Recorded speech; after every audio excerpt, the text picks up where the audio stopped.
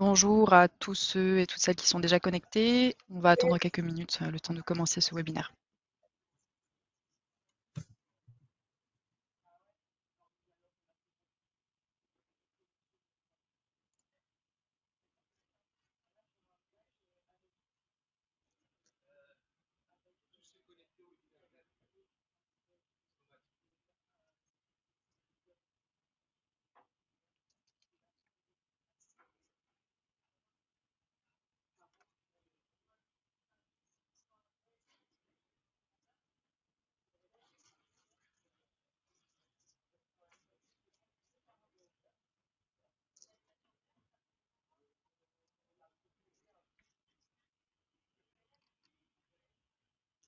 Bonjour à tous ceux qui viennent de nous rejoindre. On va encore attendre quelques petites minutes.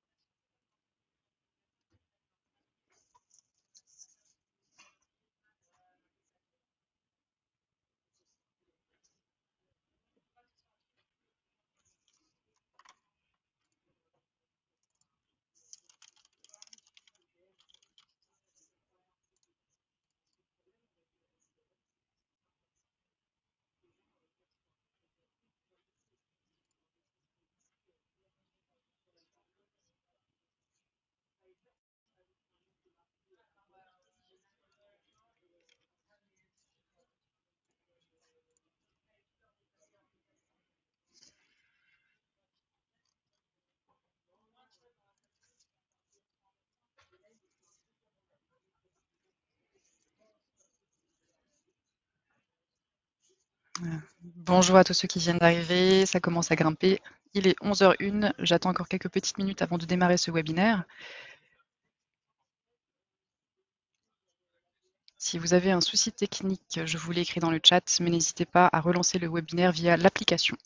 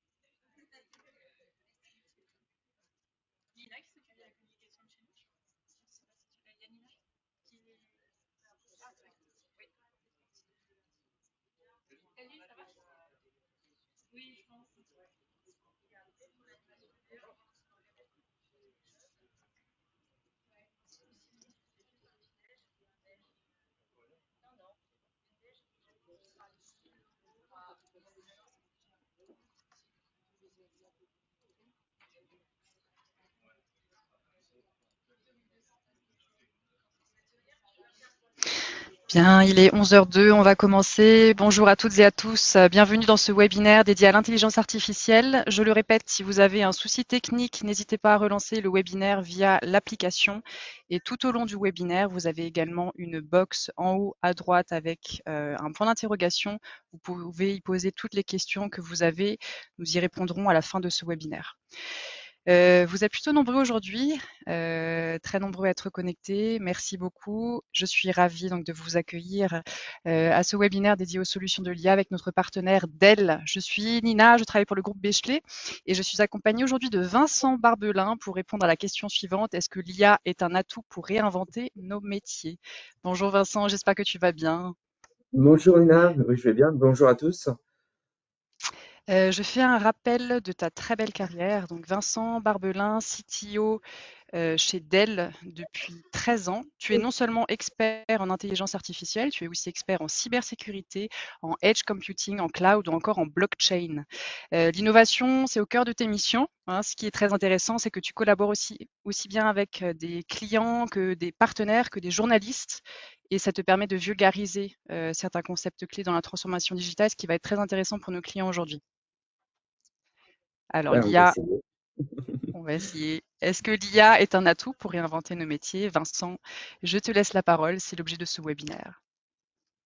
Eh bien, écoute, merci Nina. Donc, effectivement, je vais prendre les 45 minutes qui vont suivre pour vous parler du pouvoir de l'IA, puisque en fait, l'IA a une confluence de facteurs qui l'ont propulsé à l'avant-garde des technologies émergentes, hein, depuis le buzz de ChatGPT, le mot IA est dans toutes les bouches et dans tous les projets.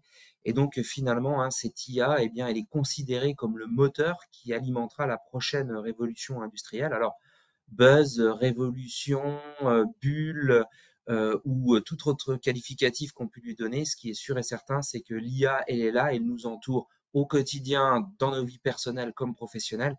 Et évidemment, eh bien, il faut s'y intéresser parce qu'elle est souvent drivée par les métiers et donc, eh bien, elle a un impact fort sur le service informatique. Alors évidemment, toutes les études le montrent, hein, 80% des salariés vont avoir leur job qui va être bouleversé par l'IA dans l'avenir. Et d'ailleurs, aujourd'hui, hein, d'un point de vue RH, on sait très bien que les salariés sont au courant. Donc quand on a des projets d'IA, il faut en parler, il faut évidemment communiquer sur ces projets-là et surtout expliquer comment l'IA va apporter un potentiel partenariat entre l'homme et la machine. Finalement, cette super IA qui va remplacer le monde qui nous entoure, elle est pas là encore, on est encore très loin, à part dans les films, bien évidemment.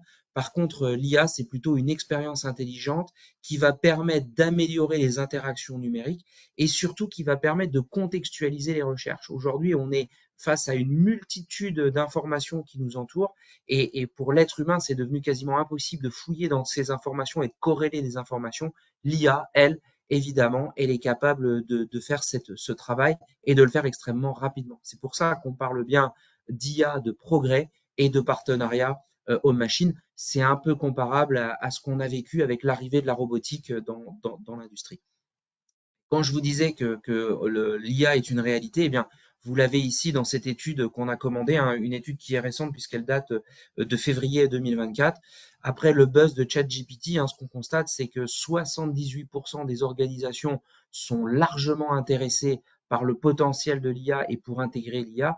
Et la réalité, c'est que 91% des salariés ont essayé l'IA et 71% d'entre eux l'ont fait avec des outils personnels et non pas des outils corporate, des outils gérés par le service informatique.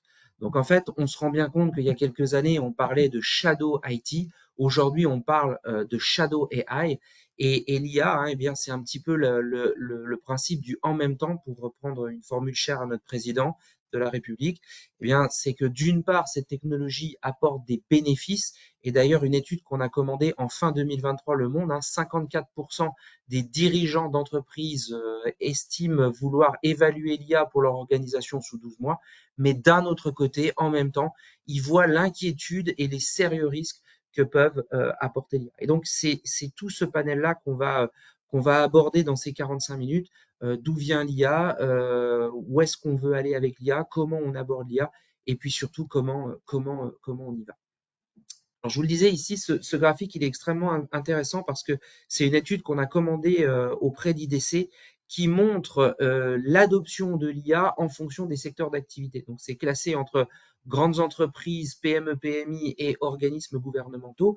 Et on voit bien que, par exemple, pour les grandes entreprises, c'est évidemment plutôt de l'IA qui va être au service du management des bibliothèques techniques, du savoir. Pour les organismes gouvernementaux, on est plutôt dans des agents conversationnels pour aider, pour aiguiller les citoyens au travers les organisations et leur faire gagner du temps aussi bien à eux qu'aux différents fonctionnaires qui vont traiter des demandes. Donc ce graphique-là, il est intéressant parce que encore une fois, il montre bien que l'IA, c'est avant tout un outil au service d'un besoin métier et non pas une super IA qui, comme par un coup de baguette magique, va permettre d'améliorer la productivité ou le rendement ou les marges dans le monde du commerce. Et justement, on a commandé une autre étude qui cette fois-ci est centrée sur la GenAI au sein des organismes privés. Et on se rend compte que dans les entreprises, la GenAI, elle est d'abord utilisée pour améliorer la productivité. Ben oui, on le sait, hein, le poste de travail de demain sera augmenté grâce à l'intelligence artificielle. On a tous en tête Copilot, Copilot Plus qui arrive. Mais là encore, l'IA va être capable de prendre énormément de tâches qui sont aujourd'hui réalisées par le salarié et de lui pré-mâcher, de lui préparer le travail, y compris pour des organisations de réunions, corréler des organisations de réunions avec des billets d'avion, avec des notifications d'absence, avec bien évidemment des avatars virtuels qui vont être capables d'aller se rendre à d'autres réunions qui seraient secondaires. Le deuxième point, c'est d'améliorer l'expérience utilisateur, hein. L'IA, de toute façon, on la voit de plus en plus arriver dans nos objets du quotidien, y compris dans nos smartphones, hein. Le smartphone est de plus en plus aidé par l'intelligence artificielle. Et puis le dernier point, bah, c'est accélérer l'innovation. On a énormément de projets de R&D 4.0, cette R&D immersive, pilotée par l'intelligence artificielle, hein. Le projet de métaverse de Monsieur Mark Zuckerberg n'était que un projet dérivé des jumeaux numériques dans le monde industriel. Ces IA qui sont capables de prendre énormément de paramètres sur les produits, sur les machines-outils, sur la livraison, et puis de créer un clone de l'industrie, un clone des produits que l'on produit, et puis grâce à l'IA de pouvoir faire énormément de simulations telles qu'on en a envie.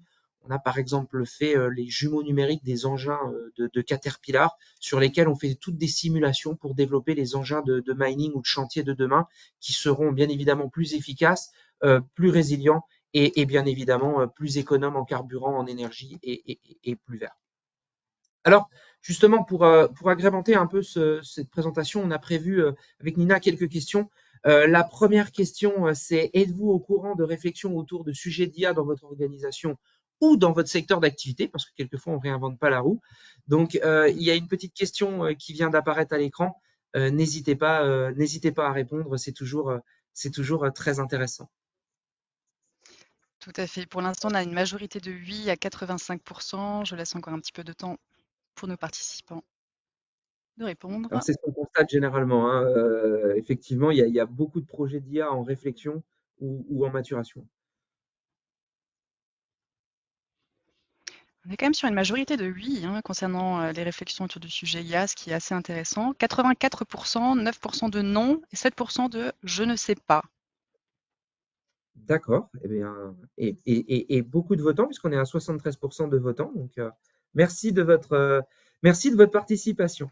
Alors, justement, l'IA, et c'est intéressant ce résultat parce que justement, l'IA, eh bien, quand on écoute les organisations, qu'elles soient privées ou publiques, ou de recherche, eh bien, en fait, on se rend compte que des projets d'IA, il y en a beaucoup dans les cartons. Et puis, finalement, on a l'impression que c'est extrêmement facile. Finalement, on se demande dans quel secteur d'IA on va investir, pour répondre à quel use case. On réunit une équipe projet, hein, une équipe de direction, une équipe juridique, une équipe RH, une équipe de commerciaux, une équipe métier, une équipe d'analystes et puis une équipe d'informaticiens. On se concerte sur la signification de l'IA, on se met des marges de manœuvre en cas de divergence d'opinion. Et puis ça y est, on démarre, on intègre l'IA à notre patrimoine applicatif et l'IA est adoptée dans l'organisation, dans les entreprises. La réalité, eh ben, c'est que le chemin d'adoption de l'IA est beaucoup plus complexe. Déjà, la première question, dans quelle IA on va investir? On l'a dit, la super IA qui va aider l'entreprise, elle n'existe pas, c'est plutôt différentes IA et donc il faut choisir la bonne. Avec quelles données, avec quelle qualité de données on a à notre disposition? Comment on va faire fitter ces données avec notre IA, avec nos use cases? Évidemment, est-ce qu'on va devoir acheter des données et à qui on les achète? Quel use case on priorise parce que si on doit investir dans plusieurs IA, avec laquelle on va démarrer, avec laquelle on a le plus rapidement un ROI. Qui est responsable de chaque étape? Qui est responsable de la qualité des données? Qui est responsable de la compliance RGPD? Comment on va minimiser les risques que notre projet d'IA il échoue? Et toutes ces questions-là, eh bien, très vite, elles interviennent. Et on le voit dans cette étude qu'on avait commandée il y a quelques années et qui est toujours d'actualité, hein, c'est que près de 53% des projets d'IA échouent parce que les attentes entre les métiers et l'IT ne sont pas alignées. Et finalement, on se rend compte que en termes de gestion de projet, c'est quelque chose d'extrêmement contraignant, l'IA. Et donc, quand on le disait, évidemment, pour que l'IA fonctionne, il faut lui ajouter de la valeur. Et il faut surtout réduire le coût d'activation de l'IA pour l'organisation. Donc, il va falloir travailler évidemment sur ces use cases métiers, travailler sur leur priorisation, aligner ces modèles sur un fonctionnement d'IA et peut-être regrouper des cas d'utilisation, aligner des modèles sous forme de clusters pour que finalement on trouve des points communs, peut-être des données, peut-être des datasets, peut-être des technologies sous-jacentes pour les regrouper. Ce sera bien des IA différentes, mais regroupées finalement sur des technologies convergentes pour évidemment optimiser les coûts et optimiser l'environnement, l'impact environnemental. Et puis, il faut aussi évaluer notre état de préparation. Ça, c'est extrêmement important.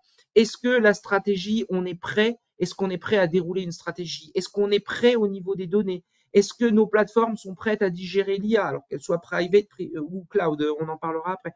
Est-ce que nos personnels, est-ce que nos équipes sont formées à utiliser l'IA? Est-ce qu'elles sont prêtes à utiliser l'IA? Est-ce qu'elles ont la vision claire de ce que l'IA va leur apporter, y compris pour nos clients? Et finalement, toutes ces questions-là finissent par adopter notre maturité à l'adoption de l'IA au sein de notre organisation ou au sein de nos produits. Alors, pour vous aider, on a réfléchi chez Dell Technologies à 6 piliers qui permettent de se mettre en ordre de marche pour adopter l'IA. Alors, la présentation vous sera envoyée, donc je ne vais pas tous vous les développer, mais évidemment, vous pouvez les retrouver sur notre site ou sur vos contacts chez Bechle. L'idée, évidemment, c'est de définir une stratégie, c'est d'être prêt au niveau de la donnée, avec une donnée qui soit protégée, qui soit cybersécurisée. La donnée, c'est le trésor de guerre des entreprises. Évidemment, des use cases, que les personnes à toutes les étapes du projet soient prêtes, des plateformes et puis évidemment une expérience et quelquefois finalement on ne va pas réinventer la roue, on va peut-être aller se servir de use cases qui ont déjà été faits. Alors, à nouveau une question qu'on souhaiterait vous poser avec Nina, est-ce que vous avez déjà mis une stratégie au sein de votre organisation et quelle stratégie a été mise en place pour découvrir le potentiel de l'IA au sein de votre structure? Encore une fois, je vous laisse un petit peu de temps pour répondre. J'en profite pour vous rappeler que vous pouvez poser toutes vos questions tout au long du webinaire. On y reviendra à la fin. On a une session de Q&A qui va durer 10 à 15 minutes. Certains m'ont écrit pour me dire qu'ils avaient des petits soucis au niveau son-image. Alors, n'hésitez pas à relancer via l'application ou alors à changer de navigateur aussi. C'est peut-être ça le problème. Alors, quelle stratégie a été mise en place dans votre organisation pour découvrir le potentiel de l'IA? 67% n'ont pas d'accompagnement à date, 24% ont le support d'une équipe en interne, 11% ont un support externe. D'accord. Alors c'est intéressant parce que ça fait presque 40% de personnes qui ont déjà une équipe en interne et qui ont déjà un support. Donc le résultat est intéressant, c'est-à-dire que 40% des présents ont déjà les mains dans le cambouis, si je puis dire. Pour les autres, ne vous inquiétez pas, on le sait, l'IA telle qu'on l'envisage est à une forme de maturité qui est encore balbutiante et on a encore beaucoup plus de questions que réellement d'IA très opérationnelle sur le marché. Alors justement, avant d'aller plus loin et en relation avec cette question, où est-ce qu'on en est en termes d'IA? Alors l'IA, c'est pas quelque chose de nouveau. L'IA, on en fait depuis des années. Ça s'appelait ce qu'on appelait le big data pour les plus anciens comme moi. C'était ce qu'on appelait une IA descriptive. Et de plus en plus, en fait, la capacité de calcul et le volume de données à notre disposition fait qu'on est passé d'une IA descriptive à une IA prédictive. On essaye de prédire ce qui va nous arriver demain, à une IA prescriptive, non seulement capable de prédire des événements, mais de proposer des réponses. Et puis, on tend vers une IA cognitive, capable d'interpréter l'intention, capable d'interpréter l'ambiguïté et d'avoir des interactions dynamiques temps réel avec l'être humain ou d'autres intelligences artificielles. Alors, toutes ces IA, elles se basent sur deux concepts et uniquement deux concepts. Le premier, c'est ce qu'on appelle le machine learning. Le machine learning, c'est des algorithmes mathématiques qui digèrent des données. Alors, ces données, elles ont été préparées par l'être humain. Elles sont bornées, elles sont prédéfinies pour un cas d'usage. Et puis, le deuxième moyen, c'est ce qu'on appelle le deep learning. C'est une analogie avec les réseaux neuronaux profonds et une analogie avec notre cerveau humain. Et en fait, ce qui le différencie du machine learning, c'est qu'il n'y a pas de limite. Une IA est capable d'analyser des choux, des carottes et des voitures et d'en sortir quelque chose. Et justement, ces IA, on parle bien d'IA et non pas de l'IA, parce que finalement, ces IA, en fait, c'est une boîte à outils complète d'IA qui sont capables de répondre à des besoins très spécifiques. One size fit all n'existe pas et n'existera probablement pas. Alors, on a des outils très simples, hein, vous les avez ici en bas à droite. C'est des outils qu'on appelle des rule-based automation. C'est des outils d'analyse qui sont basés sur des règles préparées par l'être humain. Ça va être de la probabilité, de la stat, des arbres de décision.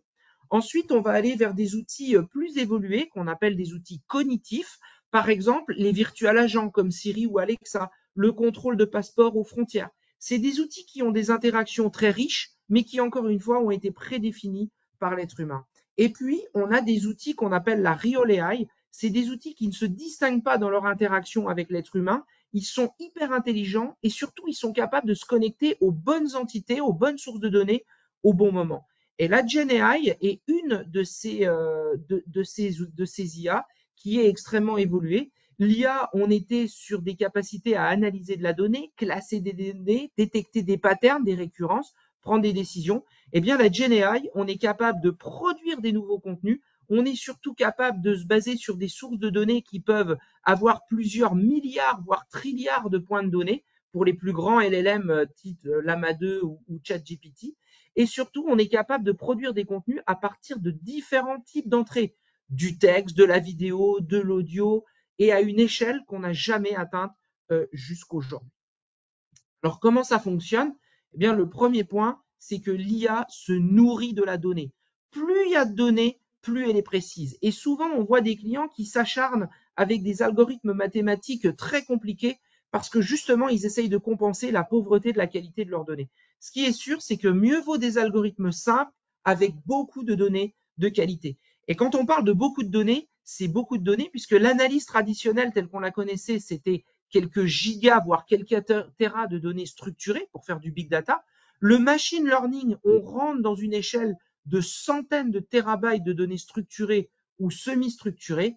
Et dans le monde du deep learning, des réseaux neuronaux profonds, on rentre dans un monde de pétabytes de données non structurées.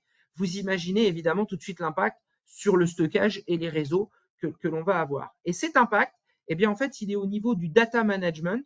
On a besoin de revoir, de repenser les data lakes. On rentre dans des data lakes qui sont modernes, qui sont à la fois capables d'avoir une chaîne d'outils d'analytique, qui sont capables d'opérer dans des environnements qui sont géodistribués, qui peuvent aller chercher de la donnée à différents endroits, y compris dans le cloud public et dans notre cloud privé, qui sont capables de faire évoluer les silos de données vers des hubs de données, qui permettent d'être en libre service, qui permettent également de mettre en place de la data gouvernance, puisque une fois encore, l'IA, elle exploite de la donnée, mais il faut se conformer aux règles et à la qualité de la donnée. Et puis, qui sont capables d'avoir des outils qui permettent également de mesurer l'indice de confiance de la donnée, de donner un indice de confiance à cette donnée pour savoir si ce qu'on exploite eh bien, est propre, est de qualité et sur lequel on peut travailler. Alors, je vous le disais, l'intelligence artificielle, hein, c'est une pile technologique complexe. Il faut stocker les données pour alimenter l'IA. Il faut ensuite, évidemment, distribuer ces données à l'IA. Il faut faire du checkpoint pour être capable de connaître l'état d'un réseau neuronal, soit pour faire de la maintenance, soit pour déceler une divergence, soit de pouvoir repartir à un état précédent de notre intelligence artificielle. Puis, bien évidemment, toute cette pile technologique, il faut la mettre à jour. Alors, l'IA, hein, bien évidemment, c'est du traitement massif parallèle parce que on se doute bien que ces calculs mathématiques, on n'a pas envie d'attendre 2 ans ou 3 ans que l'intelligence artificielle nous donne la réponse. Donc en fait, on va découper ces calculs mathématiques en segments qu'on va distribuer et on va le distribuer non seulement à du CPU, mais aujourd'hui la capacité de calcul est telle que bien évidemment on a atteint les limites du CPU.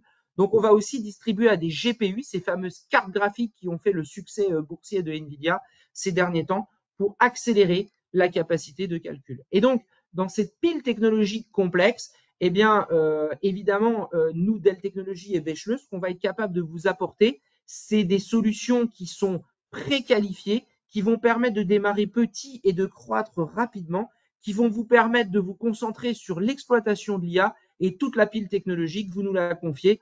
On a des ABAC, on a des ready architectures, on a même des architectures grande échelle toutes faites.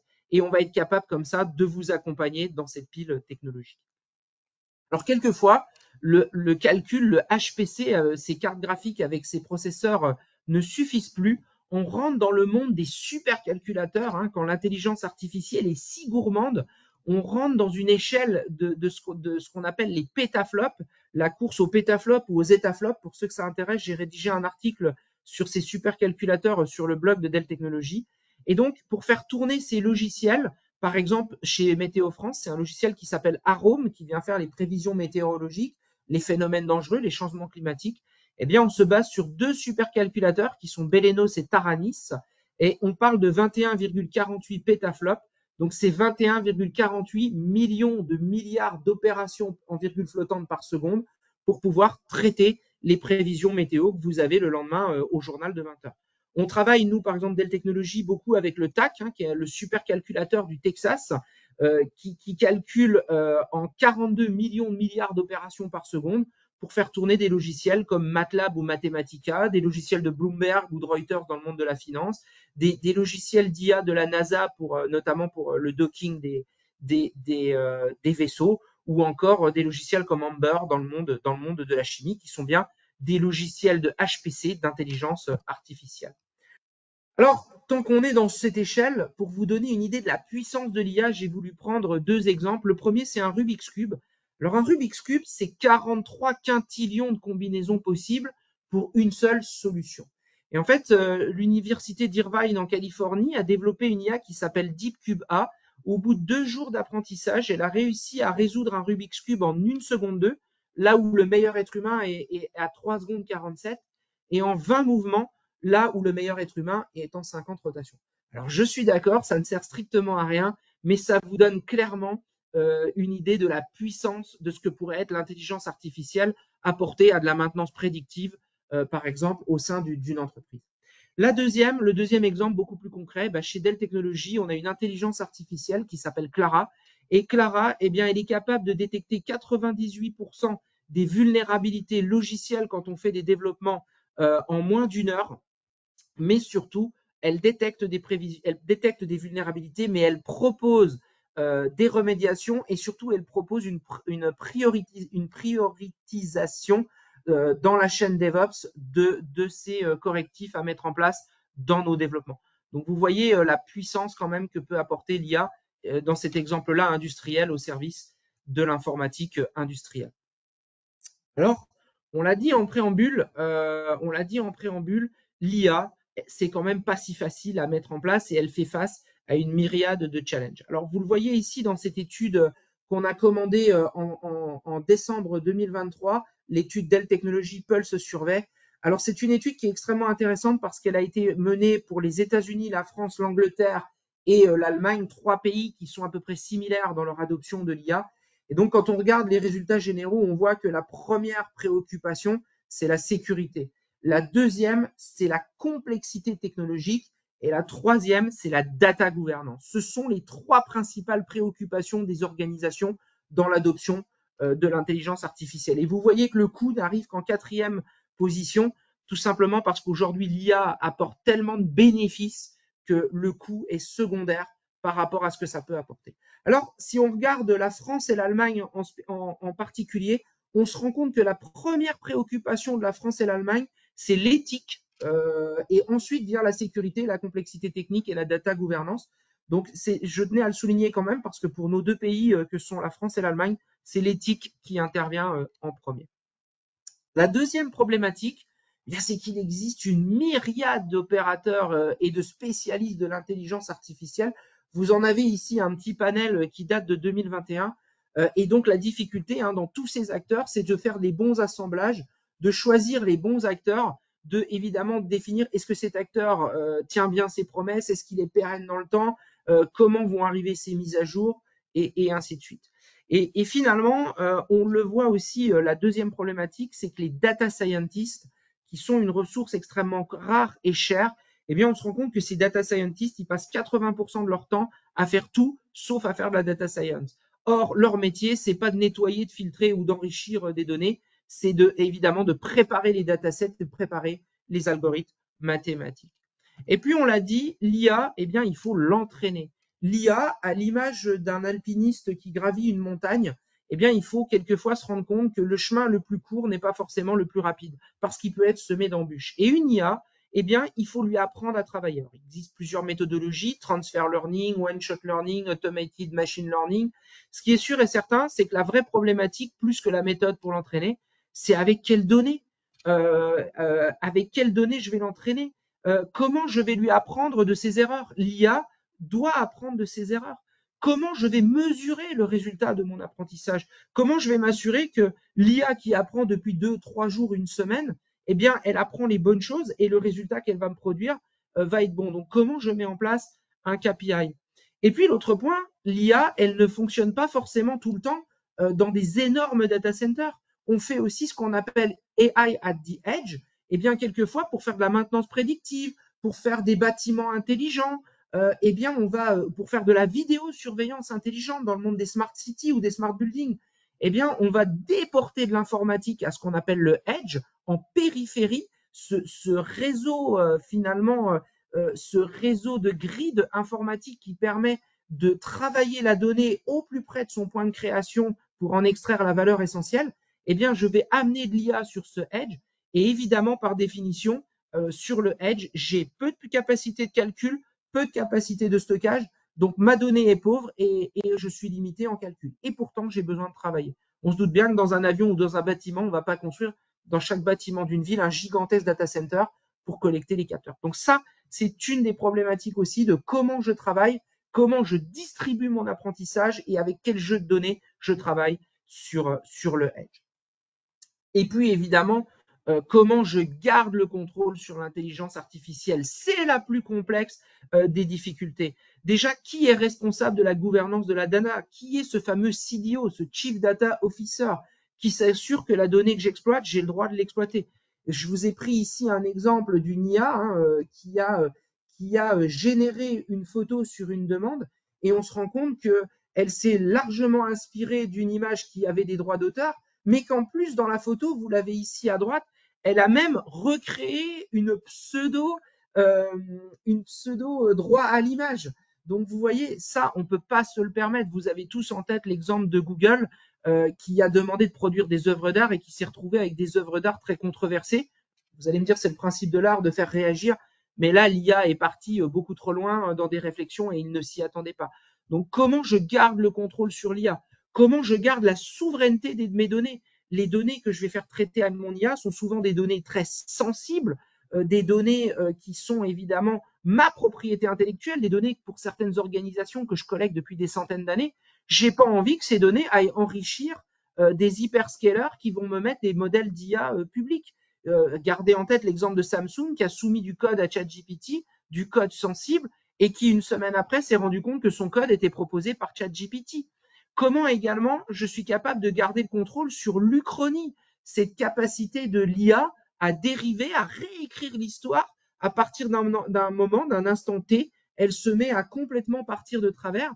Comment je suis capable d'auditer, comment je suis capable de retrouver le point d'Uchronie, de nettoyer les données qu'elle a générées qui sont des données polluantes, et puis surtout comment je suis capable de wormiser, de sanctuariser ces données-là si je devais les produire à la justice, parce que mon IA en délirant, elle a produit une préconisation médicale fausse, elle a produit un accident de la route ou elle a produit un accident involontaire. Donc finalement, il faut se poser toutes ces questions-là en amont du projet d'IA pour pouvoir les traiter et mettre en place les technologies qui y répondent. Et puis l'IA, quand elle est mal utilisée, elle peut avoir une perte de confiance entre son client et son utilisateur.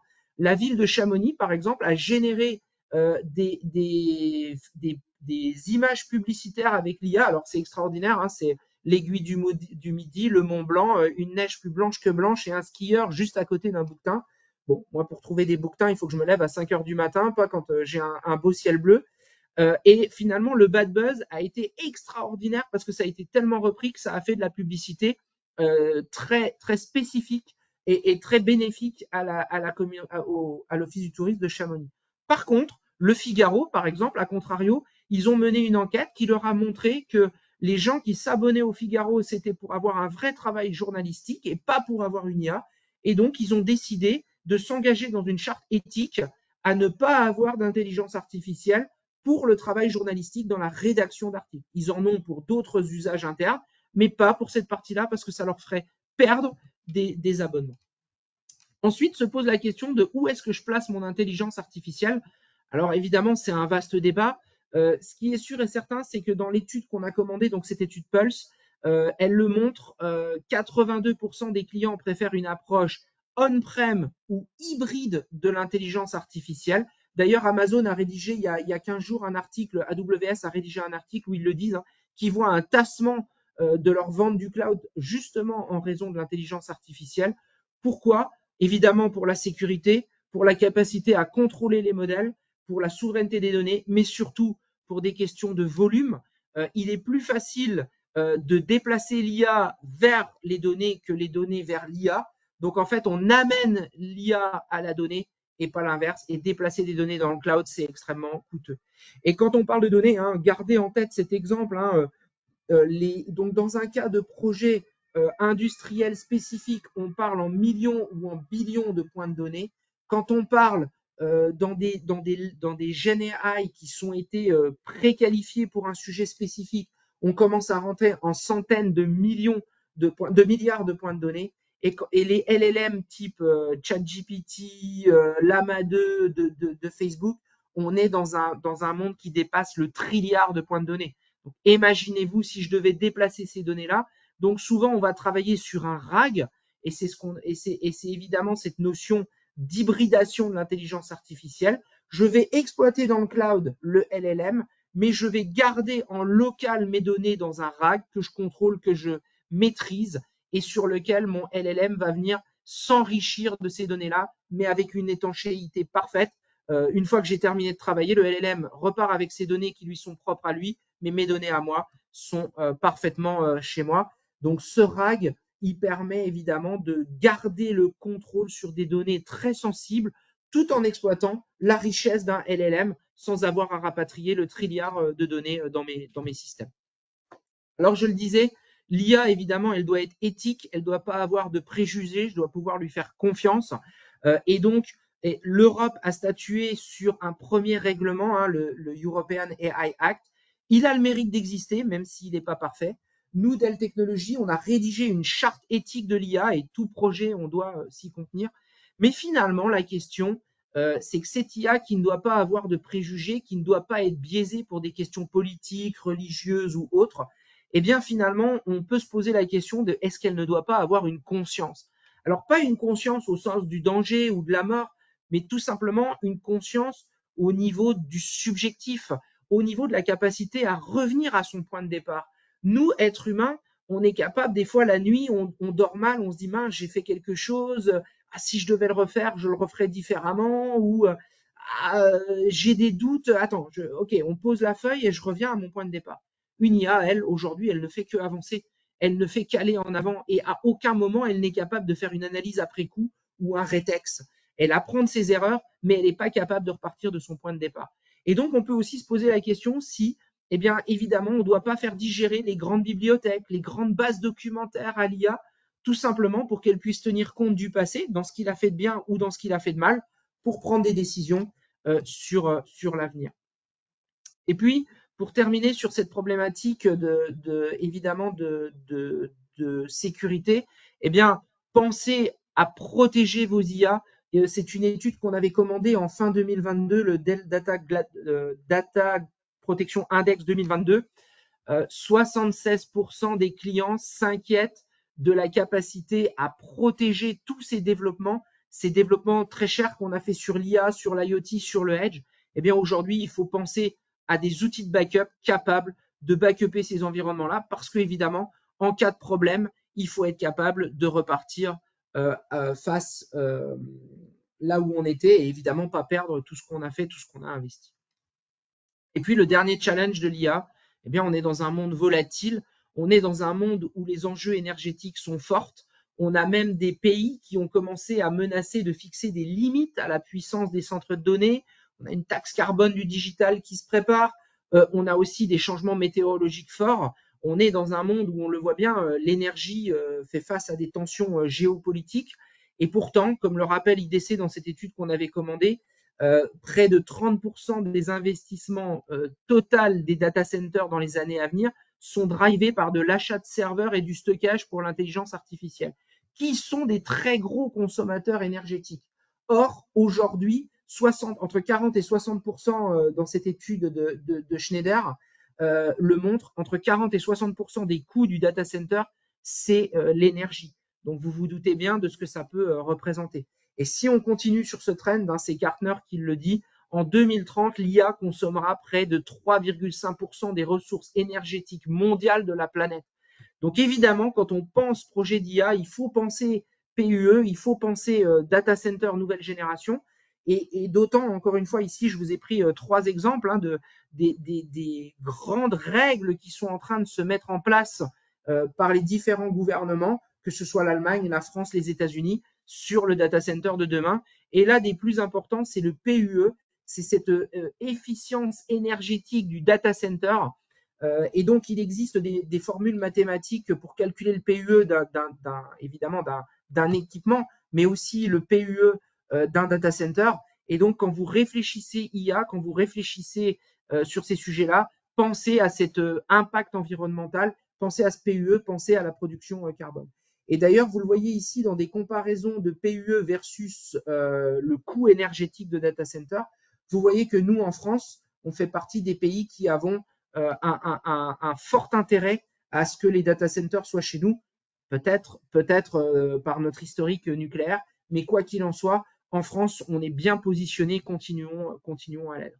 Et donc, la question qui se pose, c'est la densité des racks, les émissions de chaleur et les consommations énergétiques, puisque vous le voyez ici sur ce petit crowbar, dans le temps, on arrivait à avoir une maîtrise, chaque génération de processeurs était plus performante, plus efficiente que la précédente.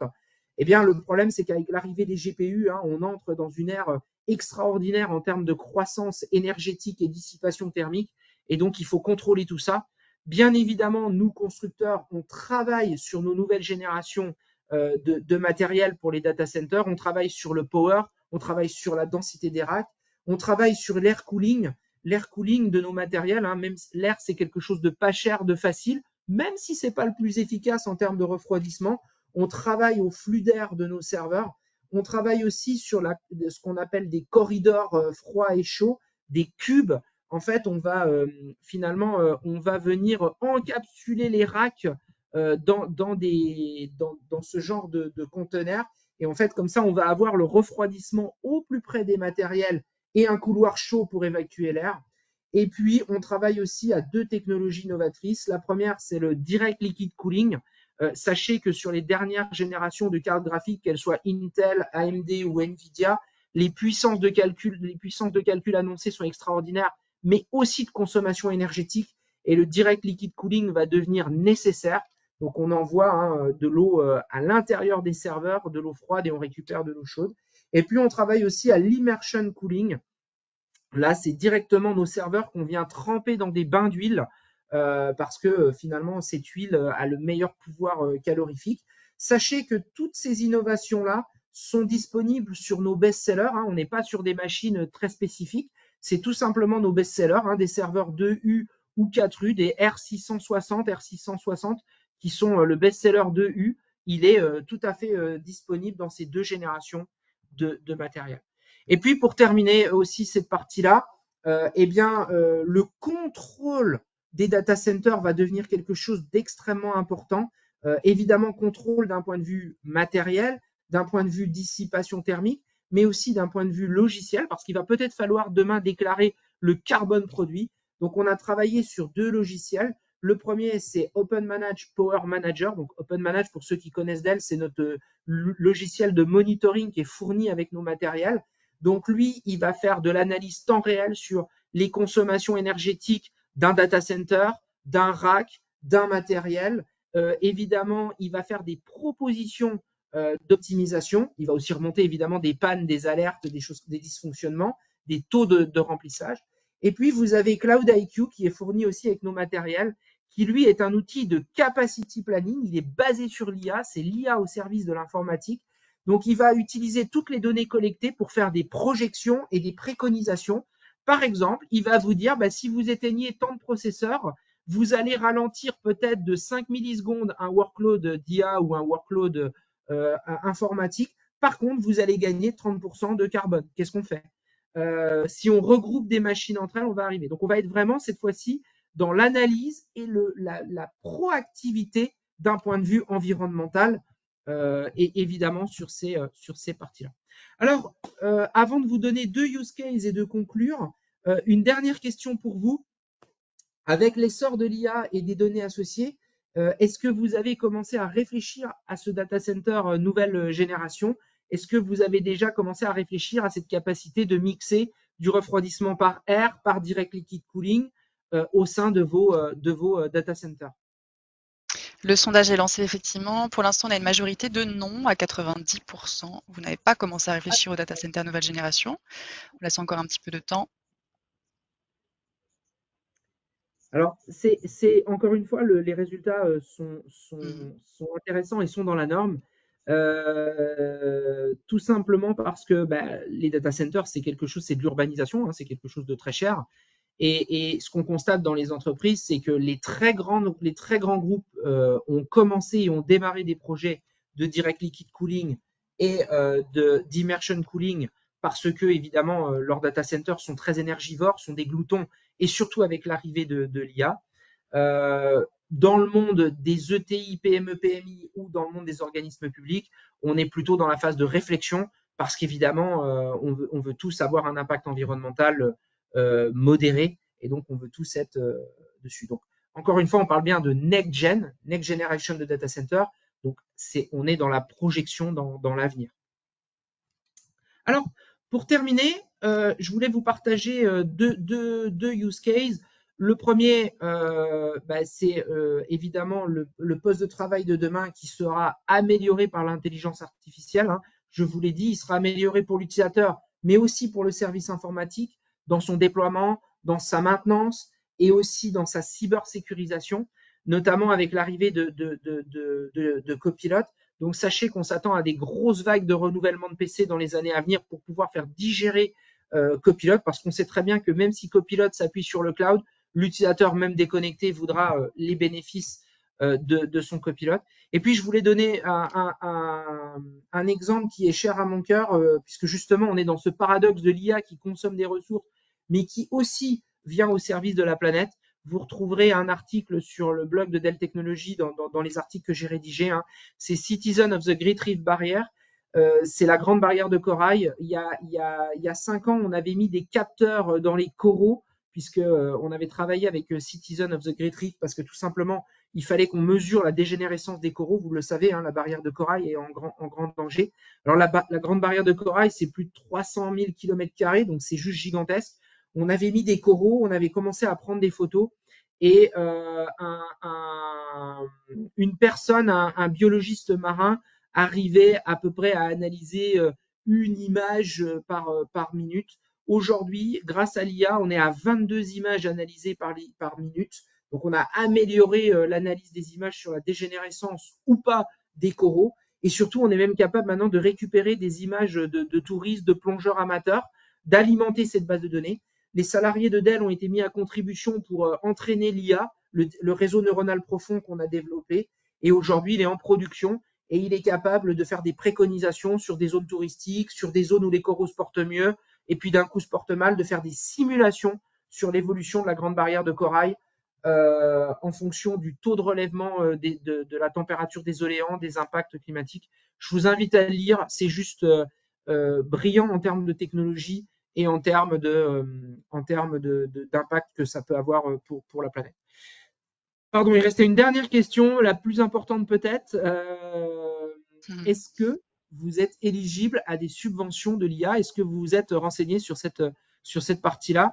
Est-ce que votre organisation peut bénéficier de subventions françaises, européennes ou autres? Le sondage est lancé. 84% ne savent pas. D'accord.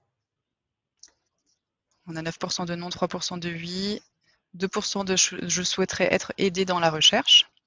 D'accord. Je laisse encore 2 petites secondes.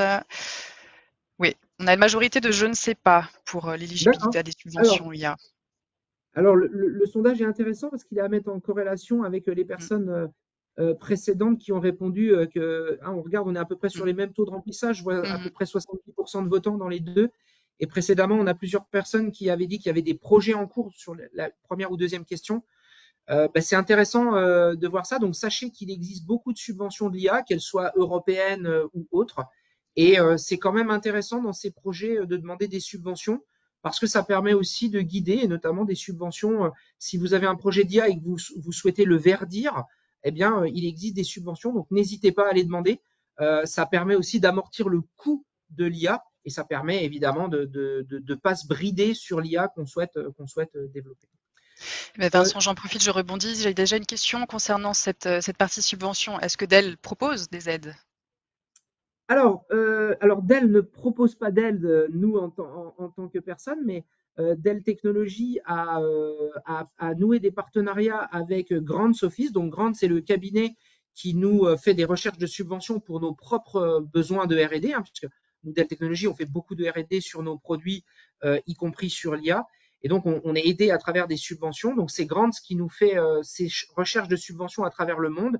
Et dans ce cadre-là, Grant se dédie une personne pour nos clients et ou nos partenaires tels que Bechley. Et donc, on a une personne qui s'appelle Marie-Christine qui est là. On lui donne un cadre de recherche. On lui dit on est en train de développer une IA pour faire de la déperdition de fluides dans le monde gazier. Et elle va être capable de vous chercher des subventions au niveau d'une ville, d'un pays ou de l'Union européenne. Donc oui, n'hésitez pas. Les équipes de Bechley peuvent faire la mise en relation et la bonne recherche. Ouais. Et c'est totalement gratuit. C'est pris en charge, c'est financé par Dell. Super. J'en profite également pour vous rappeler qu'en tant que partenaire Titanium Black chez Dell Technologies, on a donc atteint chez Bechley le plus haut niveau de certification, ce qui veut dire que nos équipes sont formées régulièrement et certifiées aux solutions Dell Technologies, ce qui ajoute encore une expertise et une compétence aux solutions conçues par Dell. On a des équipes de spécialistes qui sont là pour vous conseiller, vous former, vous accompagner dans la mise en place de solutions IA qui répondent toujours à vos besoins. Vous pouvez flasher le QR code si vous le souhaitez qui est dans cette présentation. La présentation en question vous sera également envoyée. Je vous ai mis le lien également pour que vous puissiez donc prendre rendez-vous directement avec un expert. Au-delà de ça, nous aidons également nos clients à choisir des infrastructures qui sont adaptées, qu'il s'agisse de projets simples ou complexes. Pour des projets standards, nous proposons des validated designs. Pour des besoins plus avancés, on organise des ateliers d'AI et de Gen AI, ainsi que des échanges au sein de l'exécutif Briefing Center pour définir des stratégies qui sont vraiment sur mesure pour vous accompagner au mieux. Et en lieu de ça, avec le supercalculateur HPC Zenith, qui fait partie du top 500 des supercalculateurs, nos clients peuvent tester, évaluer les solutions. Et enfin, grâce à la Dell AI Factory, nous pouvons également vous aider à industrialiser et accélérer votre stratégie d'intelligence artificielle pour un retour sur investissement qui est rapide. Au-delà de ça, avec notre partenaire Dell, si vous souhaitez en savoir plus, nous pouvons également vous inviter à nos prochains événements. Vous retrouverez Vincent au campus cyber le 14 novembre sur notre événement en présentiel intitulé l'IA à l'ère du Zero Trust Security. On abordera des thématiques de l'infra dans l'IA, la cyber dans l'IA, et nous aurons également un stand au Dell Tech Forum dont l'édition s'intitule Faire de l'IA une réalité. Vous l'avez compris, l'intelligence artificielle, c'est vraiment le sujet brûlant du moment. Nous passons donc enfin à la partie Q&A. Vous êtes assez nombreux à nous avoir posé quelques questions. Donc, je vais rentrer dans la partie chat et te les poser, Vincent. D'accord. Alors,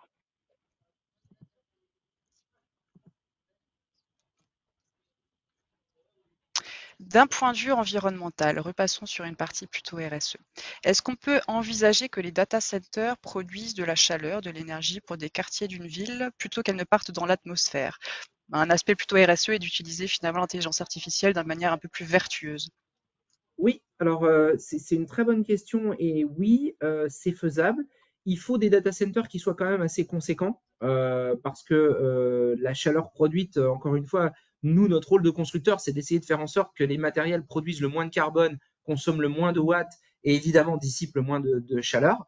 Mais oui, on a réalisé notamment à Mulhouse un projet de ce type-là.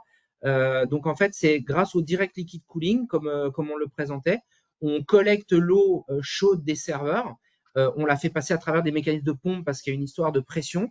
Et ensuite, au lieu d'avoir un chiller traditionnel qui envoie l'air chaud dans l'atmosphère et récupère de l'air froid, eh bien en fait, tout simplement, on a un chiller qui vient ensuite alimenter un système de chaudière.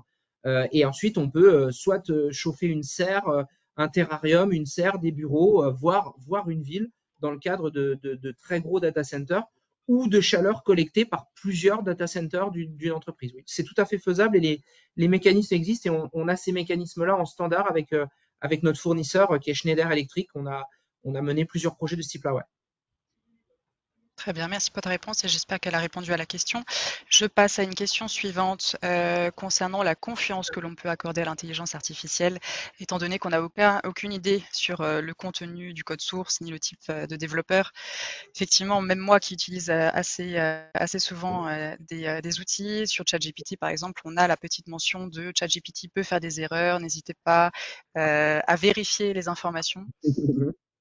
Alors oui, c'est une très bonne question et ça rentre dans la problématique justement de définir des KPI, des points de mesure. En fait, il faut mettre en place des points de collecte d'informations et des points de mesure pour très tôt déceler la divergence ou l'erreur d'une IA. Et ça, c'est les métiers qui ont cette capacité-là. Ensuite, une fois qu'on a mis ces points de mesure, une fois qu'on a mis ces points de collecte, eh bien évidemment, on va mettre un indice d'acceptabilité. Si l'IA se trompe de peu et que ça n'a pas d'incidence, on considère le point comme négligeable. Par contre, évidemment, dans le cadre d'une maintenance prédictive, par exemple, si l'IA se trompe de 3 mois et que ça a un impact sur la prod, là, finalement, le projet est complètement perdu. Donc, il faut dès le début définir ces points de mesure qui vont permettre de détecter très tôt des points d'Uchronie et d'y remédier, que l'être humain soit capable d'intervenir. Ça, c'est dans le cadre d'une IA privée. Maintenant, évidemment, quand on utilise ChatGPT ou autre, eh bien, c'est comme quand on lit un article de journaliste, eh bien, quelquefois, si vous vous rappelez les cours d'éducation civique qu'on avait, on apprenait qu'il fallait lire plusieurs sources journalistiques, on apprenait à lire Le Figaro, Le Monde, Libé, l'UMA et autres. Eh bien, il faut faire la même chose dans l'IA. Quelquefois, si on utilise des IA publiques dont on ne maîtrise pas le code source, il est peut-être bon de poser la question à 2 IA différentes et de voir si elles ont la même réponse. Merci pour ta réponse, Vincent. Autre question. Comment faites-vous aujourd'hui réellement la différence entre le HPC et l'IA? Alors, le HPC et l'IA fonctionne sur du HPC.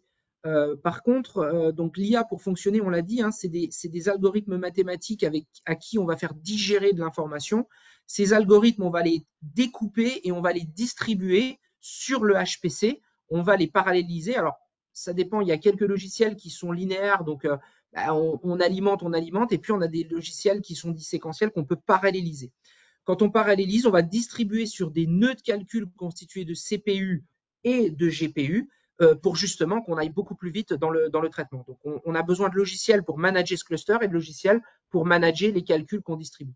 Ça permet aussi que si un calcul plante, un calcul qui prend 3 mois pour donner un résultat, quand je l'ai découpé et distribué, s'il plante, je ne redémarre que le segment qui a planté, je ne repars pas pour 3 mois de calcul. Là, on est dans le monde du HPC qui, derrière, va faire fonctionner une IA. Alors, après qu'on l'appelle IA, GenAI ou autre, on est dans cette capacité de calcul. C'est plutôt par rapport aux supercalculateurs. Donc là, les supercalculateurs, c'est quand l'IA est tellement grande qu'on a besoin d'un HPC qui soit gigantesque. Donc, tout supercalculateur est un HPC, mais tout HPC n'est pas un supercalculateur. C'est juste une question d'échelle. Dans un cas, on peut avoir des HPC constitués de 2 ou 3 nœuds qui tiennent dans un demi-rack 25U. Et puis, les supercalculateurs, on est dans une échelle d'un bâtiment de 1000 mètres carrés. Tout à l'heure, tu citais le supercalculateur de Dell. Hein. Nous, on a notre propre supercalculateur qui s'appelle Zenith. Hein. Il fait 1 pétaflop et il prend tout un bâtiment à Austin du campus. Et c'est celui-ci qu'on met à votre disposition. Et dans ce supercalculateur, là, on a fait des tests pour des clients.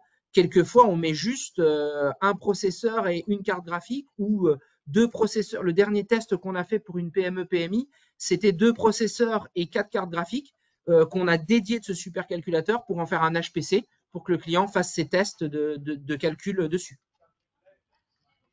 Très bien, merci pour cette réponse. Passons peut-être encore, on a encore un petit peu de temps pour 2-3 questions. Au niveau financier, quel est l'ordre de grandeur pour un projet IA? Ça dépend, Alors, j'imagine. c'est une très bonne question. Ça va dépendre. On a des projets qui commencent autour de 200 000 euros, moins de 200 000 euros, et on a déjà des projets très évolués. Et après, on a des projets de GenAI qui peuvent monter à plusieurs millions d'euros. Tout va dépendre de ce qu'on veut demander à l'intelligence artificielle. Encore une fois, tout va dépendre du use case métier. Mais des projets de LLM ou de chat, par exemple, basés sur des LLM, aujourd'hui, on a tellement industrialisé ça qu'on arrive à faire baisser les coûts. Et aujourd'hui, on a des ABAC chez Dell qu'on fournit au travers de nos partenaires. Par exemple, dans le monde de la gestion des fluides, dans le monde des bâtiments intelligents, dans le monde des LLM, dans le monde de la vidéosurveillance intelligente, de la computer vision, on a déjà tous des ABAC qui sont faits qui permettent de faire drastiquement baisser les coûts et de se concentrer sur l'exploitation. Très bien. Autre question. Quelles sont selon vous les principales différences entre une intelligence artificielle centralisée et une intelligence artificielle décentralisée? Alors, les principales différences, ça va être la capacité de traitement. C'est que plus elle est centralisée, plus j'en garde la maîtrise et plus je peux l'alimenter avec des données conséquentes. Quand elle est décentralisée, elle peut fonctionner avec des données qu'elle va récupérer de partout. Donc déjà, il faut que je fasse attention aux latences. Et ensuite, quand elle est décentralisée, attention à la capacité de calcul que j'ai à disposition. Si je prends l'exemple du Edge, encore une fois, sur le Edge, on se doute bien que dans un avion, je ne vais pas monter un data center. Dans une voiture, pour une voiture autonome ou semi-autonome, je ne vais pas avoir cette information-là. Ce qui est sûr, c'est que dans les deux cas, il faut se baser sur le théorème de la data gravity. C'est que toutes les données collectées n'ont pas la même valeur pour l'entreprise. Et donc, je vais déplacer de la donnée. Edge, alors si on est dans des très grands systèmes, de la donnée sur mon Edge, je vais en laisser en local. Je vais en emmener sur mon corps qui finalement agrège plusieurs Edge, où là, je vais avoir plus de capacité de calcul et de stockage pour une IA, une deuxième niveau d'IA. Et puis après, dans mon cloud, là, je vais pouvoir faire corréler des sources de données qui viennent de capteurs, qui viennent de RP, de CRM, de banques de données. Et là, par contre, c'est là où je vais avoir le plus de puissance de calcul. Par contre, il faut que mes trois IA puissent communiquer entre elles, évidemment. Très bien. Je passe sur une dernière question, Vincent. Doit-on avoir une plateforme d'IA dédiée ou peut-on regrouper les workloads d'IA avec ceux d'autres services informatiques? Alors, il est conseillé d'avoir quand même une plateforme d'IA dédiée et de ne pas mélanger les workloads d'IA avec des workloads SAP ou des workloads de messagerie ou autres. Pour plusieurs raisons. La première, c'est que l'IA travaille beaucoup sur de la donnée non structurée. Donc, on n'est pas sur du SAN traditionnel, on est vraiment sur du NAS et il faut du NAS très haute performance. Encore une fois, le NAS, c'est l'équivalent du réservoir de carburant d'une fusée ou d'une voiture. Donc, si le NAS, pour stocker ces données non structurées, n'est pas capable de faire son travail de façon suffisamment rapide, je ralentis toute mon IA derrière. Et donc, je vais essayer de compenser en empilant des couches de CPU et de GPU et je ne solderai pas le problème. Le deuxième, c'est que, évidemment, l'IA, souvent, je l'expose. Et donc, je veux être capable de l'encapsuler, d'en garder le contrôle, parce que l'IA, en termes de cybersécurité, les hackers ont parfaitement compris qu'il y avait une course aujourd'hui sur les cryptolockers, que la marge sur les cryptolockers s'écroulait, qu'il y avait une compétition entre hackers sur le cryptolocker, et puis également, les attaques de cryptolockers sont de plus en plus complexes, puisque les mécanismes de protection évoluent. Par contre, les hackers s'intéressent très très fortement à l'IA puisqu'ils ont compris que faire tomber une plateforme d'IA, ce sera la même chose qu'empêcher des salariés de rentrer dans une organisation. Et donc, ça permet de garder le contrôle sur cette IA, de l'isoler, de la protéger. Et puis, ça permet également, évidemment, d'éviter les pics d'usage qui pourraient avoir des effets de bord de l'autre côté. Merci beaucoup pour cette réponse, Vincent. Et merci surtout pour cette belle présentation dédiée à l'intelligence artificielle. Alors, on ne pouvait malheureusement pas répondre à toutes vos questions. On reviendra vers vous, bien entendu, avec une réponse. Rendez-vous, si vous le souhaitez, sur nos prochains événements en compagnie de Vincent Bebelin en présentiel à Paris. Je vous rappelle que le replay de ce webinaire vous sera envoyé, ainsi que la présentation PDF qui comporte les liens utiles pour la prise de rendez-vous, ainsi que l'inscription à nos événements. Voilà, si vous avez apprécié ce webinaire, n'hésitez pas à répondre à l'enquête qui va apparaître. Cela vous prendra 5 petites secondes et on pourra continuer à nous améliorer. Merci beaucoup Vincent, merci à tous Merci ceux à qui nous vous. ont suivis. Je vous souhaite une très belle journée. Merci. Au revoir. Au revoir.